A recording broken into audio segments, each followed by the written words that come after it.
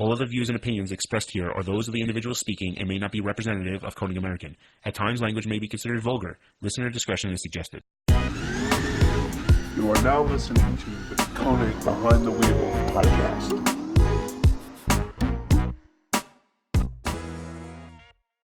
All right, we're live. What's up, guys? Welcome back to another Wheel Wednesday podcast. I'm Nick. This is Scott. We decided to switch it up. I do the intro today.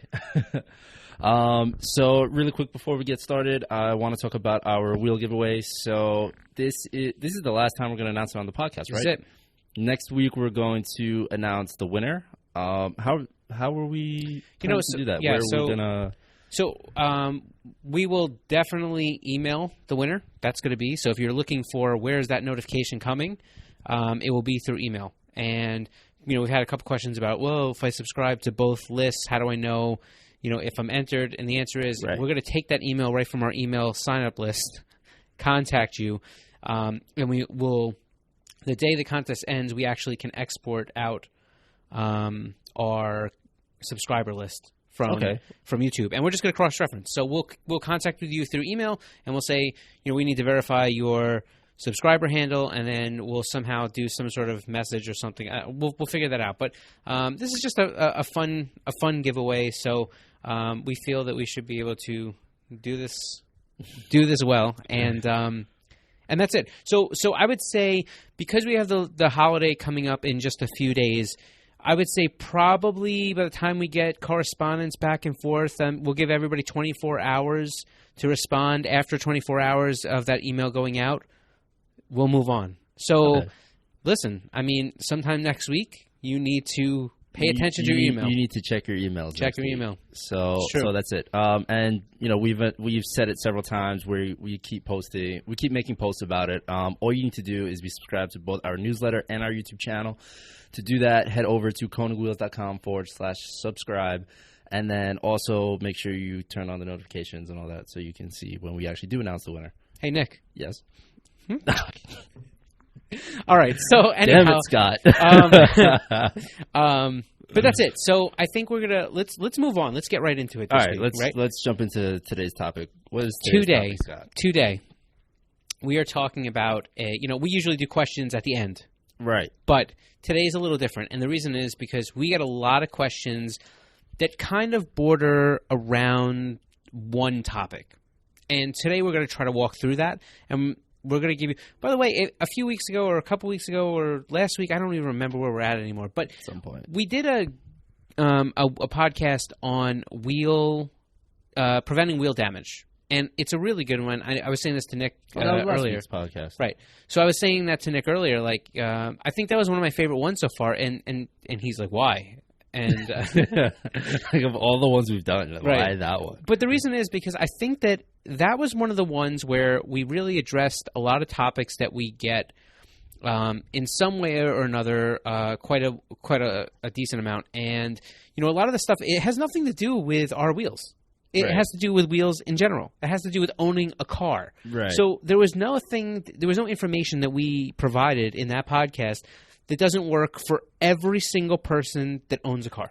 Right. And I just think that, part of the thing that we've always said on these podcasts, and part of the things that we've always tried to do with the content we've built, is to try to provide value. Right. Right? And useful information, not just, trying to plug in our products wherever we can. we do. Well, right? But that's not the main. That's not the main That's focus. not the purpose of it. Right. That's not why we're doing what it is that we're doing. So, right. So I felt that was one of the ones that we've covered a lot of ground and gave a lot of value back as far as wheel information. And today's topic is kind of second to that. And what is today's topic? Today's topic is we're covering some things on wheel vibration. And we're going to go through some of the things that are probably the most common related things that would cause wheel vibration. We get a lot of questions that stem around them. So, some of these things might be topics that we'll have to cover in their own right. But in the same respect, there are maybe some other things that really, when people are in search of that vibration in the steering wheel or vibration that's stemming from a wheel. And that's I was actually just about to ask you. We're talking vibration in the wheels itself, or so like we are in the talking steering about wheel? we are talking about the vibration that comes from a wheel itself. Okay. But a lot of times that vibration resonates up either through the brake pedal or into the steering wheel. Right. So there might be some cross-referencing here, but what we are referring to is not steering wheel vibration, so we're not going to get into suspension-related things as much, but what vibration the actual wheel could cause that may resonate throughout the vehicle. Gotcha. Okay. So I say we kick this thing right off. And I've already got a question for you. You just mentioned you just mentioned feeling it in the brake pedal. So the brake pedal. So when you're slowing down, 'cause I've actually felt this before, and I've wondered why I felt it. Just pressing on the brakes, and my brakes are fairly new. I mean, I put a lot of mileage, but it's all highway miles. But just pressing on the brakes, I'll feel the wheels just start to vibrate as I'm slowing down. That happens to you now with your new brakes? No, Okay, not the Unos, the daily, the daily. So most of the time when we talk about vibration that comes through the brake pedal, there's going to be a braking issue, and we'll get into that at the end. But a lot of that usually is warped rotors, Right? And we can get into that a little bit, but we're not a brake company, so I don't really want to get into that. It's just general car guy stuff. But a lot of times, rotors can warp, when they're really hot and you kind of go through a puddle. They can warp from kind of always driving them really hard and then parking the car. That could actually be it. We've had a lot of rainy days. Not in the past few weeks, but within the time I did my brakes, we had a decent amount of rainy days, and that Bell Parkway just flooded on the way home. Yeah, and you take that hot rotor and then you dunk it in some water, and then it's not the same. That's probably it. So and there could be some other things, but generally that's what it is. But most of the vibration that have to do with wheels, 90-something% of the time, have something usually to do, especially when it's a new installation of a wheel, an aftermarket wheel, is hub rings. Ooh, that's actually a very good point. Right? So, all right, let's start with... You want to just jump right into it and start? Yeah, I think so. So, let's talk about what hub rings are. Hub rings are not safety. They're not structural. We get that question quite a bit. The absence of hub rings isn't detrimental, but here's what a hub ring is. A hub ring is essentially like a dowel pin, and when you put it into the back of the wheel, see, aftermarket wheels, because a given part number on a given wheel may fit a multitude of different vehicles. Like, in other words, if you have an 18x8, 5 on 4.5, or 5 on 114.3, there's a good chance that it's going to end up on Camrys and Maximas and Altimas, right, and pretty much a lot of popular vehicles. And when that happens, some of the Hondas and stuff. So when that happens, those cars all have different hub sizes. And because of that, how do we get a wheel to be hub-centric? Hub-centric means that the center bore on the wheel is the same size as the hub on the car. Right. So that way there's no space in between the... So if you have, let's say you have a car that has a 67.10 millimeter hub, and let's say an aftermarket wheel manufacturer like we do or some other ones, let's say we drill our center bore in that wheel at 73.1 millimeters. They make hub rings, which are basically just these rings that push into the back of the wheel. And very inexpensive. And fill in the gap. That's exactly right. Yeah. Just basically take it from 73.1 R size to the 67.1 hub size. And then when you put them on, it acts as a dowel. A dowel as an alignment dowel. You know what I mean? So when you push it on, it's perfectly centered on that hub all the way around. Flush. Yeah. And it allows the wheel to sit perfectly flat against the hub without when it goes down the road. Because imagine it like this. If you have wiggle room inside the hub on the wheel, and the wheel can actually be tightened down a little bit up here or a little bit down here, if there's that wiggle room. Yeah. What happens is if you're a little high or a little low, what ends up happening is as you drive, the wheel is actually doing this on the car. Moving, yeah. And that's that vibration that you're feeling because the wheel, as it travels down the road, it's just constantly going up and down. So that's that wheel vibration. I feel like we've talked about hub rings before. I don't know how you not talk about hub rings because of the fact that it's such a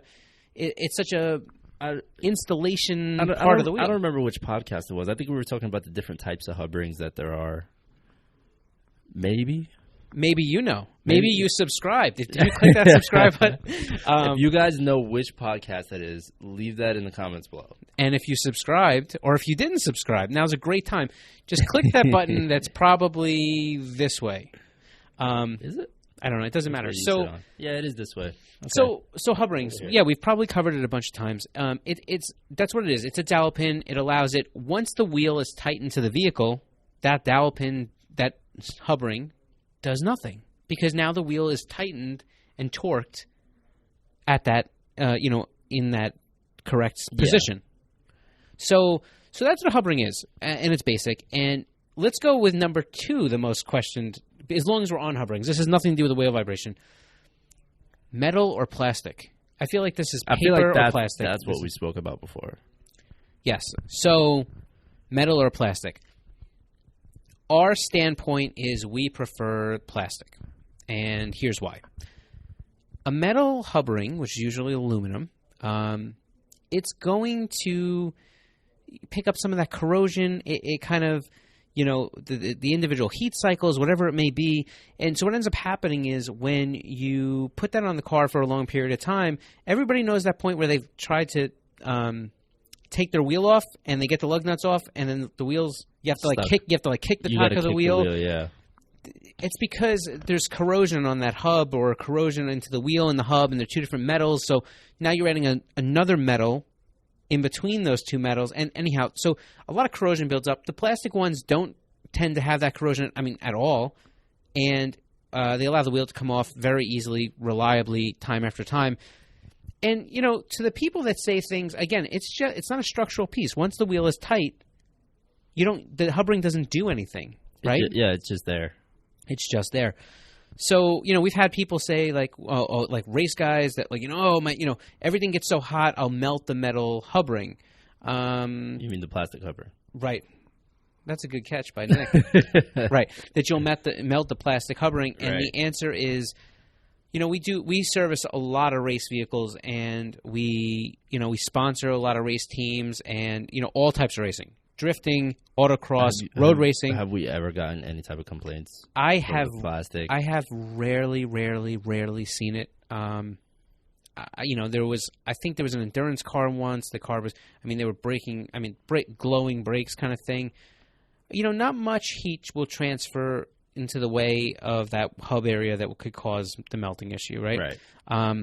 But I guess in certain cases it's possible. Anyhow, bottom line is, for the average everyday person, for even most of the race guys, I wouldn't obsess over it. I think plastic is a better way to go if you don't have any of that fear, because I think that you're going to consistently be able to get the wheel off much easier.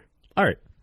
So to just kind of wrap it up, what we just spoke about. Right. So if you're experiencing wheel vibration, one of the symptoms could be that you need hub rings. If you put aftermarket wheels or any other type of wheels, and you didn't use a hub ring. And the wheels, and you have vibration, and you have I'm saying you put different types of wheels on your car that weren't meant for your car. They're not the OEM wheels that came for your car. Okay. Just make sure you do your homework and see if you need to put hub rings on your car, so that way you don't have potential vibration. Right. And then there are 2 options you can choose from: the metal ones or the plastic ones, which. Well, you kind of. I think, I prefer plastic. It's to each their own. But Nick's exactly right. If you have an aftermarket wheel, and some of our wheels, a lot of our BMW stuff, it's 7256. We do drill it hub centrically, and for some of the Audi stuff, we'll drill it 666. Or 6656. So that stuff will be hub centric. But if you have aftermarket wheels and you have some vibration, make sure you have hub rings installed, especially if it's a new installation and you feel vibration. Pull a wheel off, look in the back, see, did they put a hub ring on my car? Pretty much. Okay. All right. So what is the next possible cause of wheel vibration? So a lot of times it comes in with wheel balance, right? So, and this is one of those things that you would probably see more often when people say, "I've had my wheels on the car for a while, and or I just had my tires rotated," or something to that effect. And now they're starting to see vibration. And now I feel vibration. You want to make sure the wheels are balanced. I mean, there are some shops and some wheel and tire professionals that have equipment that's a little bit more above the industry standard. Those road force machines are awesome. A lot of the discount tire stores have them. There's plenty of, I think, some of your like Fitment Industries. I think if you buy a Mountain and Balance package there, I think they're road forced. Maybe Car ID. I think, but bottom line is actually just going a little bit off topic. I think Fitment Industries, if you buy the tire and the wheel, they mount it for you for free and balance and everything. Yeah, I mean, I think a lot of them do. I think Discount Tire does that as well. But and there may be other ones. Plenty of our other customers that offer that service, and they have usually much. Their equipment's much more above the industry standard, and those road force machines are pretty darn dynamically accurate. Yeah. Also, you need to be careful with some cheap shops. If you go to a cheap shop and you tell them like, oh, I just want my tires mounted, and that's it. Like, I'll put them on the car or whatever. Sometimes they'll actually charge you extra for balancing. Yeah. And if you try and get a better deal, they'll be like, okay, fine. Like, we'll just mount it for you without telling you that they're not going to balance it, and then you could catch wheel vibration on that. I guess that actually happened to me one time. I believe it. I mean, listen. Just make sure that your wheels are balanced, and if you feel like you've had them just installed or anything like that, make sure take it back to the shop. Say, hey, listen, I'm feeling vibration. Can you help me walk through it? Most of these guys are super knowledgeable, and they'd be happy to make sure that they kind of get you out of that vibration area. But wheel vibration is one thing. It lends into kind of the next subject, which is kind of a wheel being out of round, right? I actually don't know what that means. All right, so what does it mean when a wheel's out of round? So out of round, basically meaning that the wheel, I mean, it's not perfectly. It's like an oval shape, not perfectly round, and so wheel out of round could be multiple things. If you've had it on the car for a long time, you've experienced potholes. You could have bent a wheel, and now when you put a bend in a wheel or whatever it may be, now all of a sudden that little bit of damage there makes it so the wheel is not balanced anymore. Yeah. So you're going to feel it, right? So, there's some, I don't want to get into the ins and outs of what to do in that situation, but basically once you're out of round or you have bends or damages or anything like that, that vibration clearly could transmit itself into the wheel, right? It just will, especially at different speeds. And so at different speeds, that's something you should kind of keep in mind on, and something to inspect. And we've talked about in other podcasts, wheels to some extent are a wearable object, and you need to inspect them on some sort of routine basis because you never know. OE wheels, forged wheels, three-piece, one-piece, doesn't matter what kind. I was just about to say, that's all wheels. It doesn't matter what kind of wheels. It could be the wheels that came on your car. It could be, the cheap aftermarket wheels you bought. It could be the super expensive aftermarket wheels that you bought. Could be one-piece, two-piece, three-piece. Anything. Does not matter. Inspect your wheels. You never know when you're going to have impacted something, had some sort of road hazard that made a wheel out of round, created damage on a wheel. You want to kind of inspect. Do your own diligence. It's your own safety. You're the ones riding on it. Right. Yeah. Let's see. This kind of takes us right into the next piece, which is lug nuts, lug bolts, torquing, tightening, etc. I will say that I've been using a lot of percentages. A lot of times when we have people that start to go through the list of, hey, I have wheel vibration, I've checked this, I've checked that, I've checked this, I've checked that, I've checked this, and we start to get down in that list. They forget about their lug nuts. Yeah. So when you start to look at lug nuts, lug bolts, etc., the first thing you should understand is that if you have an OE wheel, you can't always take your OE lug nuts, the lug nuts that came on your car originally, and use them on an aftermarket wheel. In fact, Never mind. Sorry, go ahead. No, you're right. No, I think you were going to say the same thing I was going to say. Probably. Which is most of the time you can't. Yeah, right. Because the holes drilled into the wheel, most of the time they won't even fit in there. So you need to get slimmer. Yeah, but that's not where I was going. That's not where you're going. Okay. It's the seat. Yeah, so that's what I was going to say next. The seat Yep. is different. Yeah, so most aftermarket wheels, in fact, a lot of them, strong percentage, they use what's called cone seat, which is like a tapered seat, and it's like a 45 or a 60-degree angle taper seat. And basically what that means is you need like an acorn conical seat lug nut to go into the aftermarket wheel. Some of the OEs, like some of the lug bolts, like BMW and stuff like that, they'll, a lot of them they use a conical seat, which are like the taper, but a lot of them use what's called ball seat. And if you look at the side of the lug nut, like a conical seat would be flat, straight taper down, and a ball seat would actually be like almost rounded on the seat of the lug nut. So where it bolts to the wheel, that would almost be like a rounded. Yeah. So you can't use ball seat on conical seat wheels.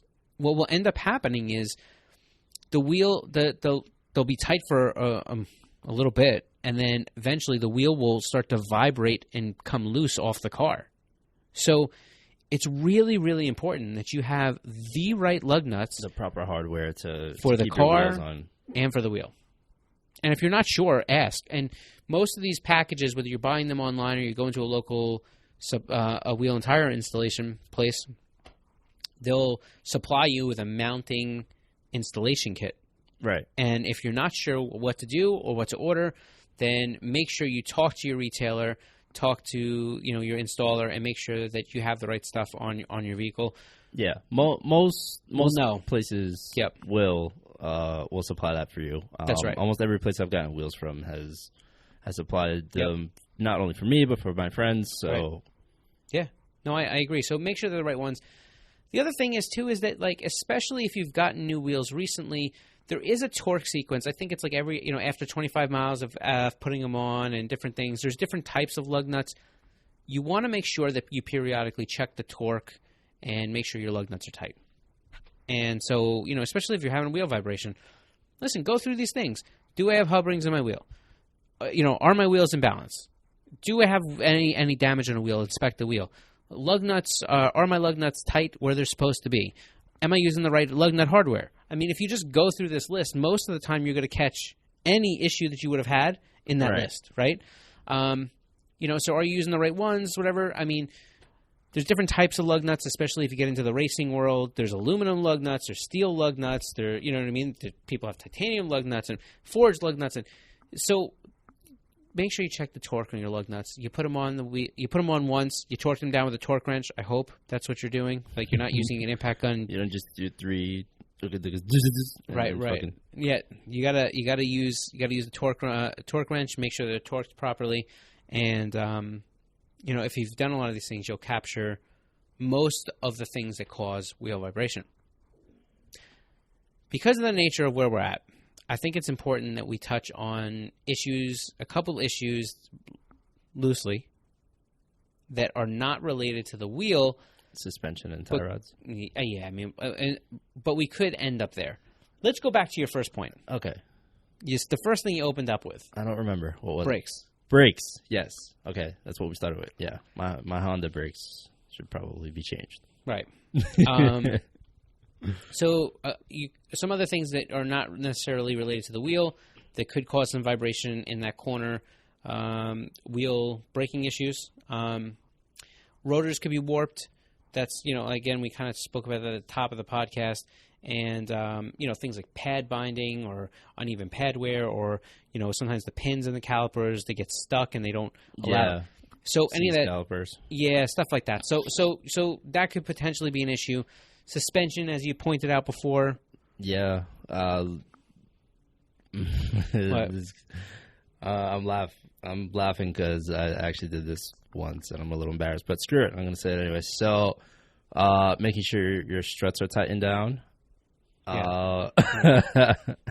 Accidentally forgot to check one time. Mm-hmm. Like, what is that noise, and why is the wheel vibrating? Right. And then also the top hat on one of mine blew because it's like it's not a perfect circle. There was like a flat spot to hold it in place when you tightened it down, and it stripped out, so it didn't tighten all the way, and that kind of made it loose and made it like vibrate and wobble, and I was like, what the hell is going? And then like we figured it out later. Yeah, it's and you eventually find it. Make sure all your suspension components are tightened before driving on the highway. That's true. Or in general.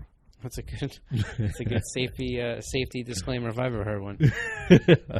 But yeah, suspension, things like tie rod ends, ball joints, inner tie rod ends, bushings, maybe. Yeah, bushings. I mean, look, they're not necessarily wheel vibration related, but they could tie in. So check it out. It's part of it. If you have.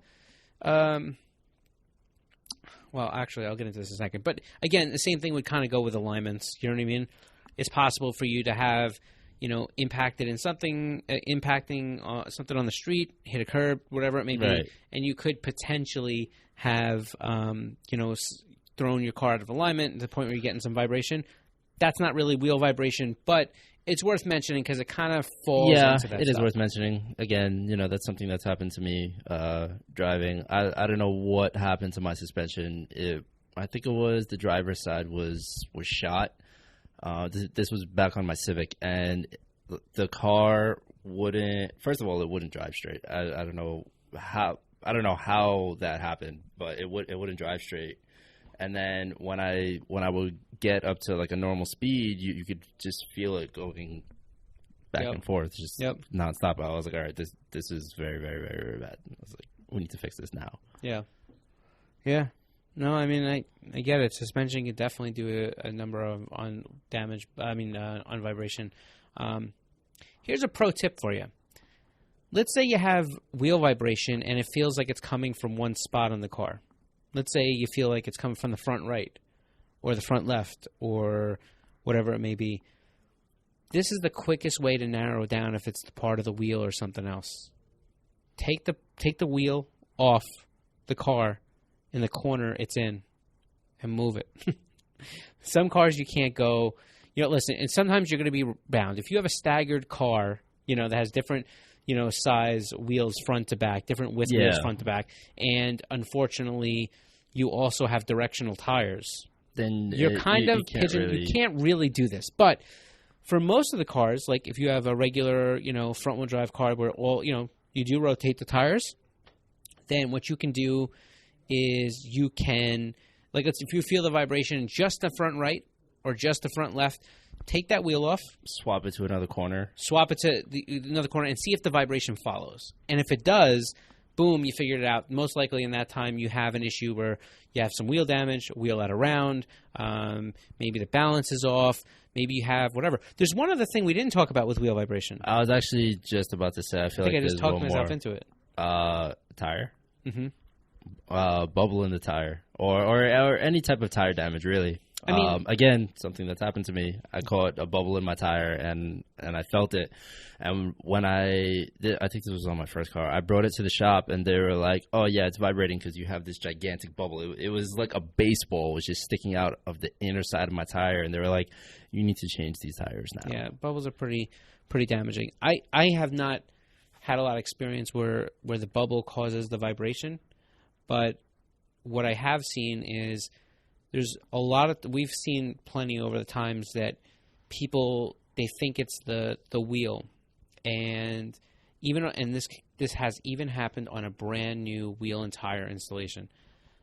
Is you get a bad belt in a tire, and you can't really see it, and you put this tire on the thing, and you assume it's not the tire, it's got to be the wheel, but when you break the wheel and tire package down, you can actually tell by spinning them separate, spinning them dismounted. You spin the wheel all by itself on the balancer without a tire on it, and those dynamic road force balancing machines are so good that they will pick up. That's what it's for. They put the force of the road on the balance so that they could actually find a defective or bad belt in a tire or something to that effect. Oh, wow. Yeah, so that's why it pays to go with some of these guys that have the equipment that can do these types of, tests and balancing and stuff for you. But yeah, tires could easily cause wheel vibration too. So I'm trying to think, is there's anything else? I really think that we've covered.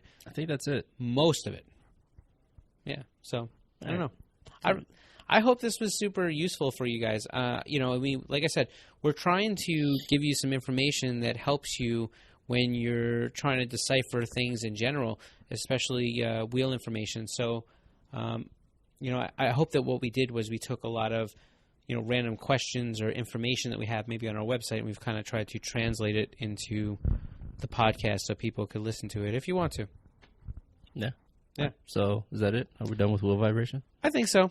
I really can't think. I was going to start to look at questions before we were going to start to put something up, and I kind of was just like, you know what? It doesn't make sense to do so, only because that's kind of how we started the podcast. Yeah. Well, most of these questions are what we got off of our website and stuff, anyways. So. Well, but what I mean is, but a lot of these questions we get through our Instagram, social media, our customer service email. So we've kind of experienced a lot of these questions, and the hard part for us with a lot of this stuff is that.